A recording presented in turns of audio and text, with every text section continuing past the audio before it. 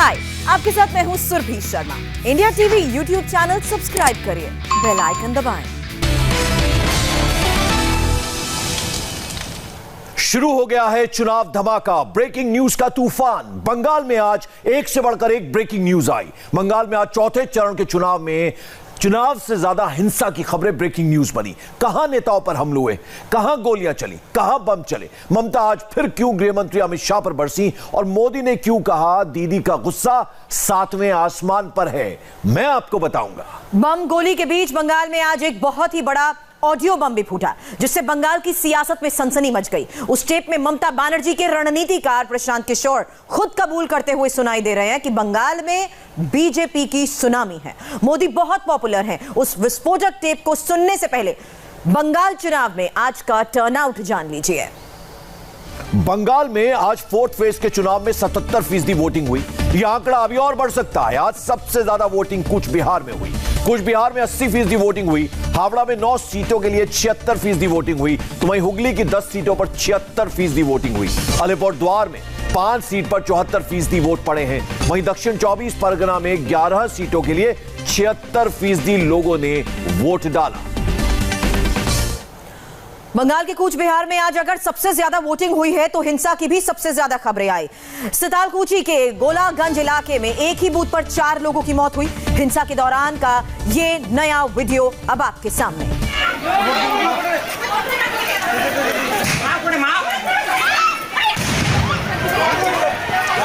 कैमरे में हवाई फायरिंग का मंजर कैद है।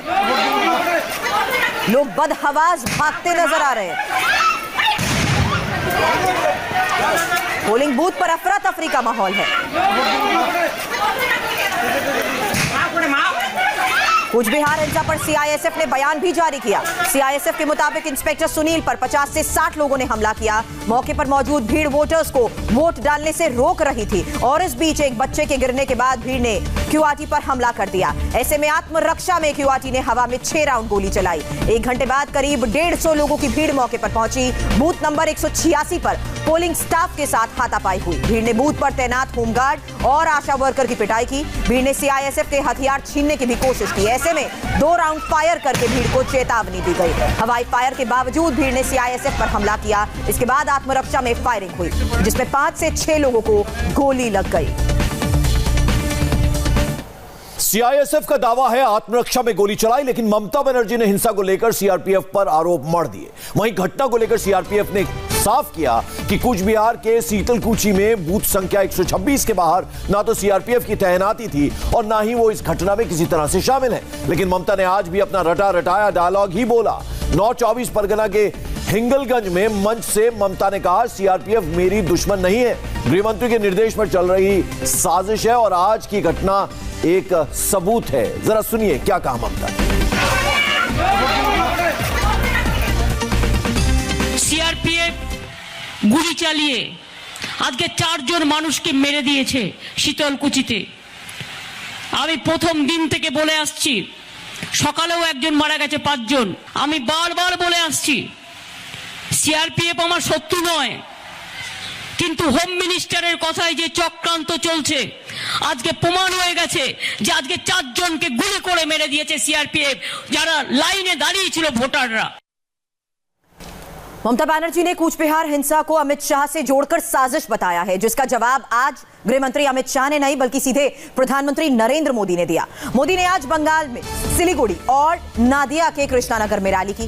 दोनों रैलीज में ममता बनर्जी मोदी के टारगेट पर रहे। मोदी बोले जो बहादुर जवान आतंकियों से नहीं डरते, वो भला टीएमसी के गुंडों से क्या डरेंगे। प्रधानमंत्री मोदी ने हिंसा में मारे गए लोगों पर दुख जताया और इस हिंसा के पीछे ममता बनर्जी की बौखलाहट बताई। सुनिए प्रधानमंत्री ने क्या कहा। कूच बिहार में जो हुआ है वो बहुत ही दुखद है। जिन लोगों की मृत्यु हुई है मैं उनके निधन पर दुख जताता हूं।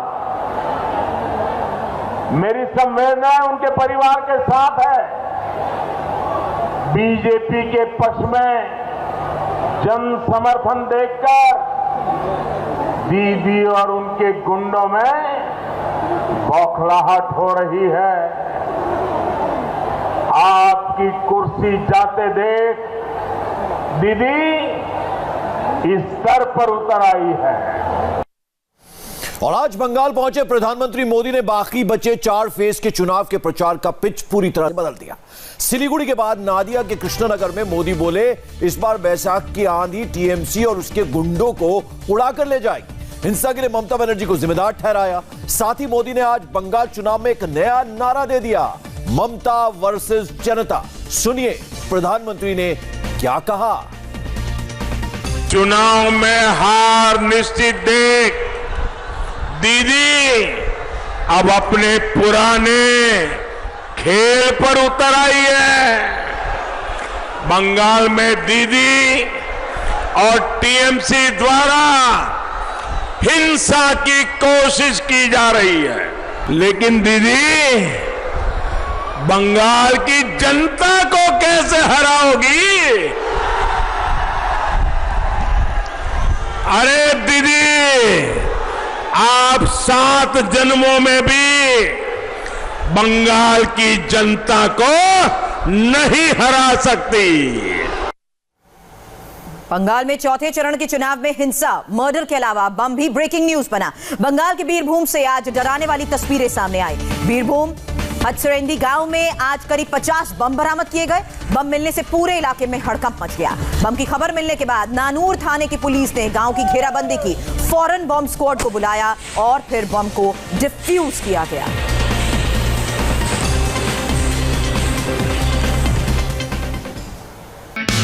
हाय, आई एम सुरभि शर्मा। खबरों से अपडेट रहने के लिए India TV YouTube channel subscribe करिए, साथ में बेल आइकन जरूर दबाएं। जुड़े रहें इंडिया टीवी के साथ।